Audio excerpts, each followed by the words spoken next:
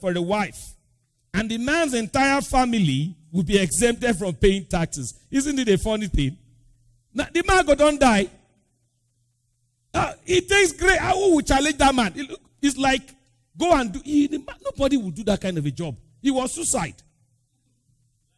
He will be dead. So nobody will attempt it. Everybody gave up. But when this young man came, if you read the story very well, look at verse 26 of that scripture. David approached this whole story from a different perspective. The first thing I noticed was this. Brethren, there's something, this one I'm going to say, I've never read it anywhere. Do you know that Goliath approached this war from an unconventional approach? From an unconventional direction to make the children of Israel slaves. Brethren, have you ever seen where there's going to be fight? You see, you bring one person from here, you bring one person. That's how they fight. The two soldiers will crash now. Bah, will be killing each other. But no. The enemy brought a style. They brought this giant. So, okay, you bring your own giant. You see how the devil challenges us? That's intimidation. That's not a conventional warfare. How can you just do it like that? Bring one tall man and say, me. If it was fight for fight, maybe if all of us challenge this tall man, 8 of us, maybe we'll kill him. But for one man against one man, it's an unconventional approach. But they fell for it anyway. The Bible said in verse 26, when David got there, you know what David said? David spake to the men. Verse 26. He said, what shall be done? That's not the interesting part. This is the one that I like. For who is this uncircumcised Philistine? David saw it from a spiritual approach. David was not looking at it at all from a carnal side. No, he saw it spiritually. Who is this pagan? Who is this uncircumcised Philistine that defies the army? In verse 32, sir. Verse 32.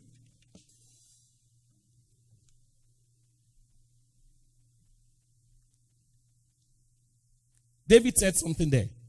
He said, let no man's heart fail, because I will go and fight this man. What does that signify? That is faith. Is someone hearing me? That's faith. Normally speaking, nobody will challenge this guy. This guy decided to take it. I will go. I will. I can. Those are statements of faith. In verse 33, of course, his Oga said, Saul said, don't be ridiculous. You can't fight this guy. You are only a boy. You know, people have found out at the age of David at that time. Some have said he was 18. Some said he was 19. But analysis still shows that David could have just been about 15. You know why the analysis said he could have been 15? Because Saul said to him, you are just a boy. If he was 19, Saul won't call him a boy. So he apparently was younger than that. However, I will take time to tell the story because I'm kind of rushing. One level of faith.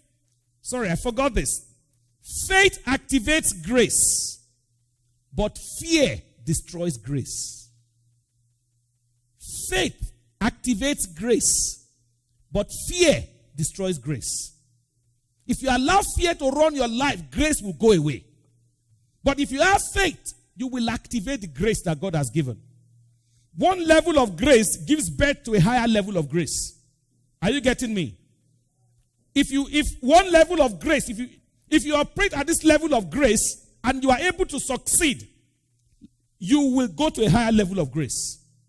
I'll give you an example. Do you know what David said? David said, look, lions and bear, I've killed them in the past. There's no normal person that will face lion and bear, I'm telling you, with bare hands. But he said, I've done it before. God that helped me to deal with that level of grace will help me to deal with this level of grace. You must learn to start from a level of grace. The trouble with some of us is this. We want to start at this level of grace, and you don't. You must start from a lower level of grace. You see my brother or my sister here buys a house for 2.5 million. Say my own is 2.5.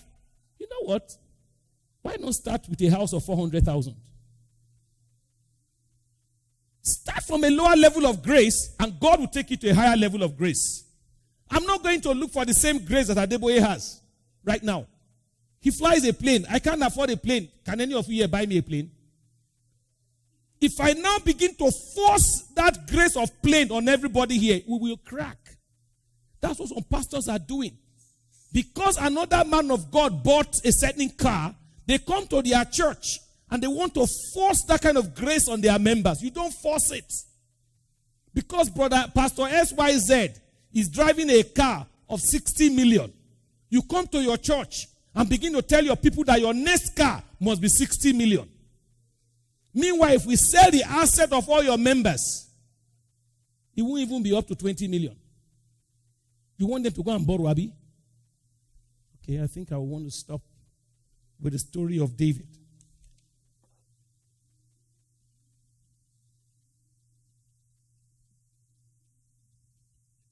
Second Corinthians 10:4 will tell you that the weapons of our warfare, 2 Corinthians 10:4 says the weapons of our warfare, they are not carnal, but they are mighty through God. That's another word again, through God. Again, they only become mighty when grace comes in. You need faith to start, but you need grace to finish. That's why I want to stop. Did you hear me? You need faith to start, but you need grace to finish. David started by faith. Then grace took over and he finished it. Noah started by faith. Grace came in, he finished it. If you believe that your God is a God that is able to do it, then you can start, because he will always come through. Is that not what that song said? He said, he will always come through for you. That's who he is. He says, you may not know how, you may not know when, he will do it again. Oh, he will do it again. Oh, he will do it again. Come on.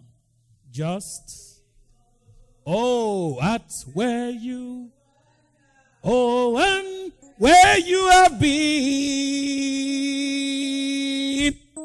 he will always come through for. He's the same, yeah. He's the same now and forever. I don't know when. Oh, you may not know when. He will do it. You may not know how, you may not know when. Oh, yes. You may not know how, you may not know when. He will do it again.